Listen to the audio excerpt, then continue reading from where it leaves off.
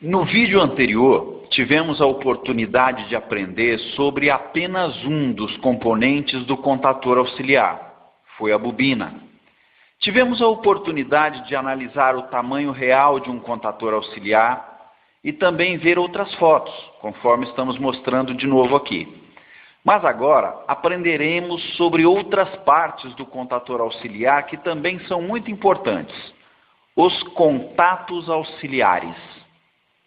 Precisamos ter a perspicácia de não confundir contatores auxiliares com contatos auxiliares. Precisamos entender que os contatos auxiliares são apenas partes do contator auxiliar. Lembrem-se dos bornes A1 e A2. E agora, além dos bornes A1 e A2, nós conseguimos ver os 4 contatos auxiliares deste contator auxiliar. Percebam que 8 bornes não significam 8 contatos. Cada contato auxiliar tem uma entrada e uma saída, necessitando então de 2 bornes para termos apenas um contato auxiliar. Neste caso, então, vemos 8 bornes, que significam 4 contatos apenas. Lembra-se desta representação? Ela mostra para nós como ficaria uma ligação elétrica da bobina. Agora, vamos ver como ficaria uma ligação de uma lâmpada comum, assim como as que você tem na sua casa.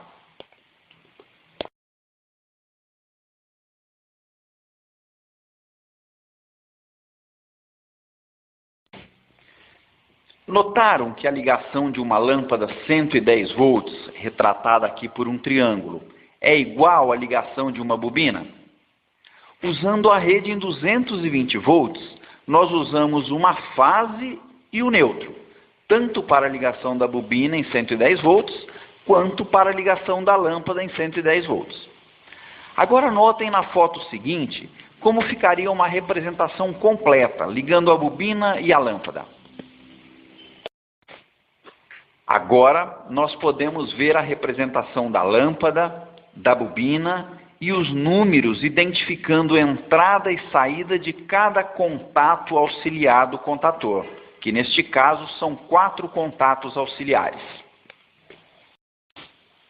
É necessário que estejamos nos apercebendo aqui do seguinte: verificaram que o neutro vai tanto para a lâmpada quanto para a bobina?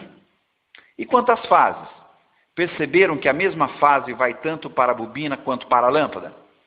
Então, se é assim, a representação também poderia ser diferente. A próxima foto mostra como.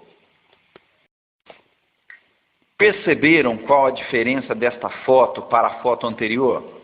A diferença é que nesta foto a fase que vai para a lâmpada não está saindo diretamente da rede, mas sim saindo da fase que está indo para a bobina. O funcionamento elétrico das peças seria exatamente o mesmo. Note a diferença das duas situações nas cenas a seguir.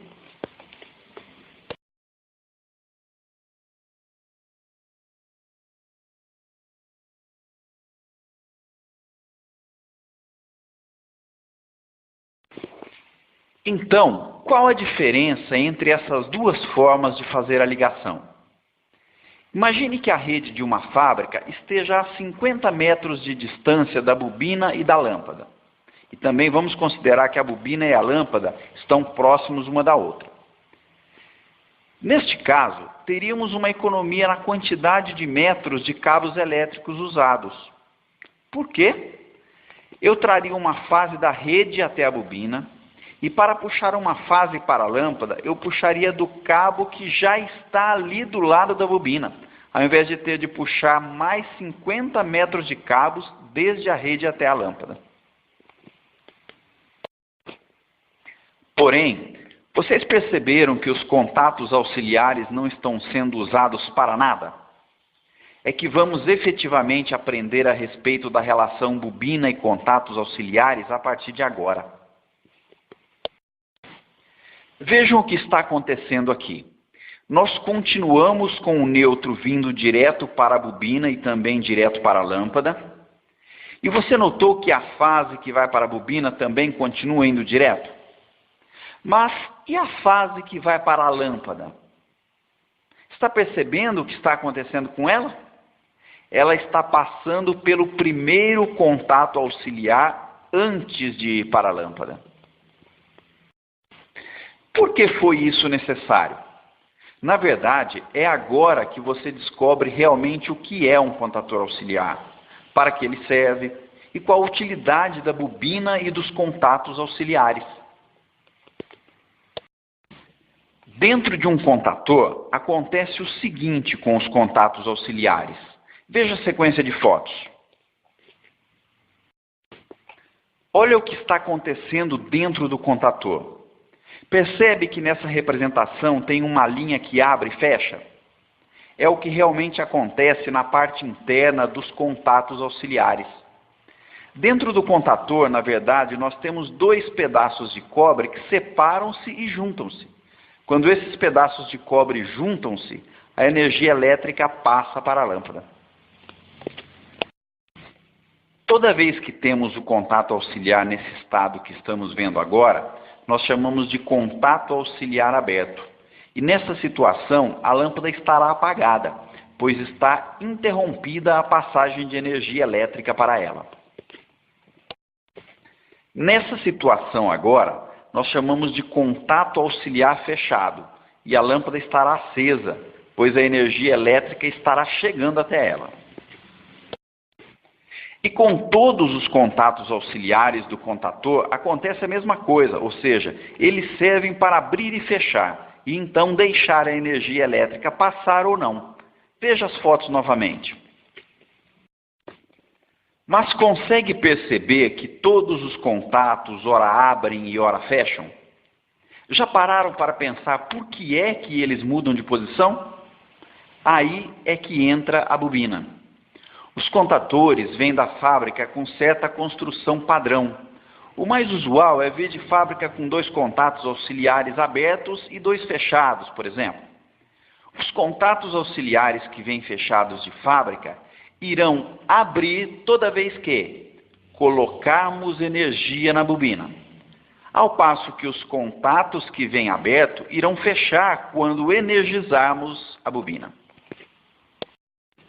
Então as coisas começam a ficar mais claras.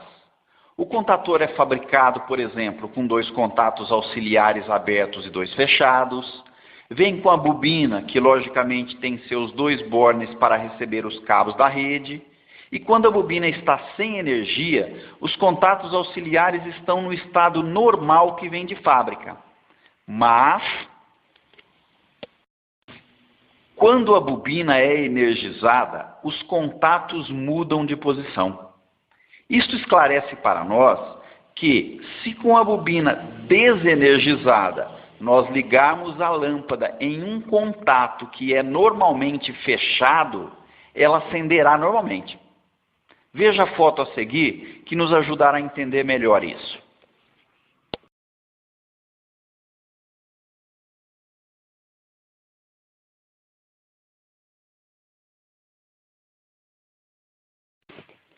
Se nós apenas energizássemos a bobina deste contator, já teríamos uma posição completamente diferente. As lâmpadas acesas apagariam e as apagadas acenderiam. Motivo? Os contatos auxiliares do contator invertem de posição quando acionamos a bobina.